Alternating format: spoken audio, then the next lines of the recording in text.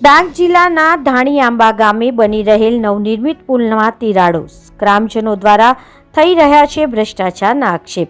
પ્રાપ્ત વિગતો અનુસાર સુબીર તાલુકાના અંતરિયાળ વિસ્તારમાં ગારખડીથી પીપલાઈ દેવી જતા માર્ગ પર ઘાણી આંબા ગામ પાસે બની રહેલા પુલના બાંધકામમાં ભ્રષ્ટાચાર થયાની ચર્ચાએ જોર પકડ્યું છે।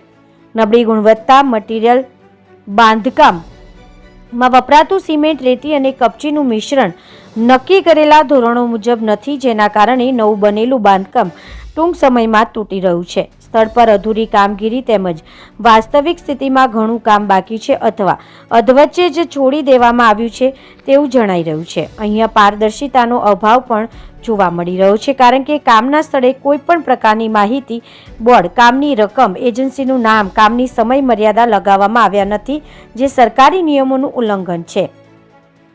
આ કામની ટેકનિકલ ટીમ દ્વારા તટસ્થ તપાસ કરવામાં આવી અને ભ્રષ્ટાચારમાં સંડોવાયેલા કોન્ટ્રાક્ટર અને જવાબદાર અધિકારીઓ સામે કડક પગલાં લેવામાં આવે અને ગામના વિકાસ માટે ફાળવવામાં આવેલ જનતાના નાણાંનો યોગ્ય અને પારદર્શક ઉપયોગ થાય તે સુનિશ્ચિત કરવામાં આવે એવી સ્થાનિક ગ્રામજનોની માંગ ઉઠવા પામી છે।